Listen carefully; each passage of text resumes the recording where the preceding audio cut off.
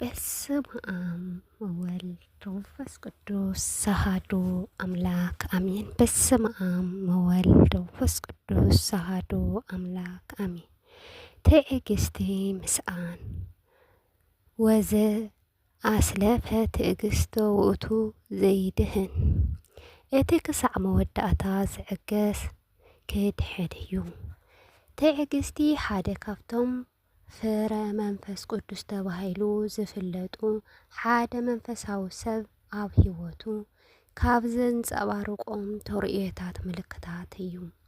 ሓደ ሰብ ትዕግስቲ ዘይብሉ ምስ ዝኸውን ኣብ ስጋዊ ይኹን መንፈሳዊ ሂወቱ ኩሉ ግዜ ንውድቀት ዝተቃልዐ ይኸውን።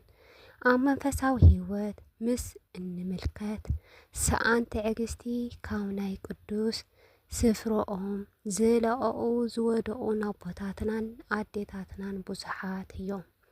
ንምሳሌ ኤሳው ብዘጋጠመቶ ንእሽተይ ናይ ጥሜት ፈተና እትመስል ክዕገስ ብዘይምኽኣሉ ነታ ብሃይማኖት ብኹርን ብፅብሒ ብርስቲ ክሸጣ እንከሎ ንርኢ።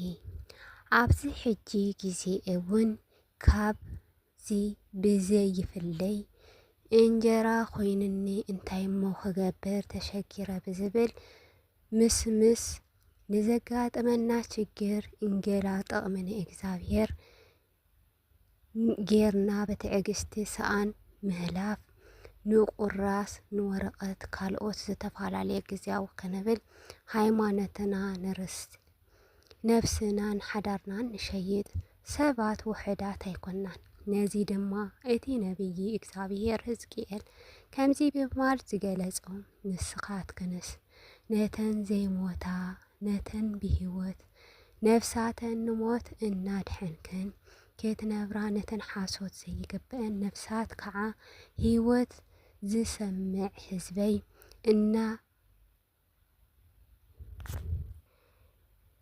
እናሓሰኸናሉ ምእንቲ ዕሙትክን ስገም ቁራስ እንጀራ ኣብ ህዝበይ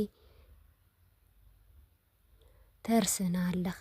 ሕዝቅኤል ምዕራፍ 13 ቁጽሪ 19 እናወፈከ ከድህና ደኣ እምበር ክጠቕመና ይርከብን እዩ።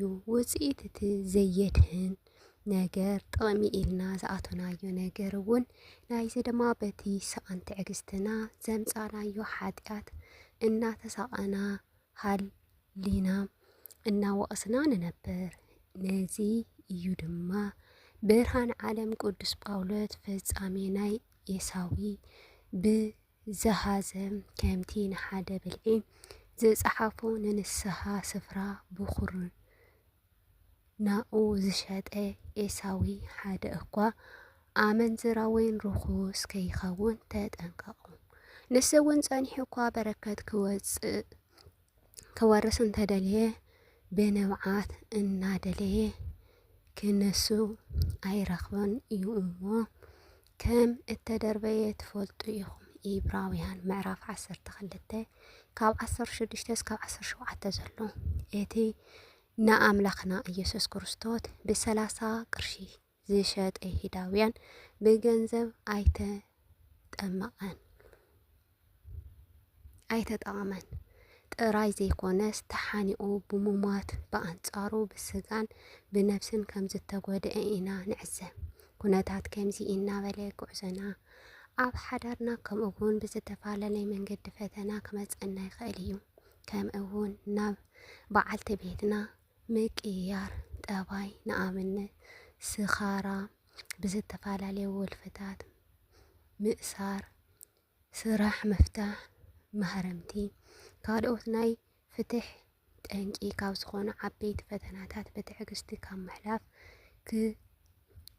ህውከት ጉጉይ ስጉምቲ ብምውሳድ ሓዳርና እንፍንጥሕ ሰባት እውን ብዙሓት ኢና። ናይ እስራኤላውያን ናይ በረካ ጉዕዘና ነዚ ሓደ ኣብነት ክኾነ ይኽእል እዩ። ምክንያቱ ንሳቶም ኣብ ትእዛዝ 10 ሙሴ ካብ እግዚኣብሔር ዝተፃሓፈ ጽላት ክቕበር 40 መዓልቲ ግዜ ሙሴ ካብ ሲና ክሳዕ ዝወረድ ን40 መዓልቲ ክዕገሱ ብዘይምኽኣሎም ንኣሮን ከምዚ ክብልዎ ከለዉ ንሰምዕ። እቲ ካብ ግብፂ ዘውፀአና ሙሴ ኣበይ ከም ዝኸደ ኣይንፈልጥን ኢና እሞ ቀቅድሜና ዝኸዱ ኣማልኽቲ ግበረልና ብምባል ብወርቂ ኣፍሲሶም ምስሊ ምራክ ብምግባር ኣብ ቅድሚ ጣዖት ክስዕስዑ ከለዉ ንርኢ። በዚ ምክንያት ድማ ኣስታት 3000 ሰባት ብስሕለት ብሰይፊ ሞቱ።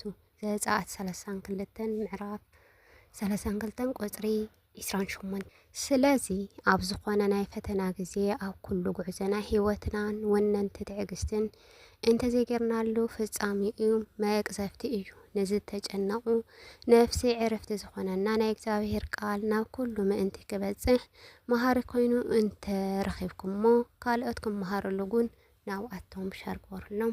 ስለ ዝነበረ ቃላቱ እግዚአብሔር አምላክ ዝተመስገነ ይኹን። ስብሐት ለአብ ስብሐት ለወልድ ስብሐት ለመንፈስ ቅዱስ።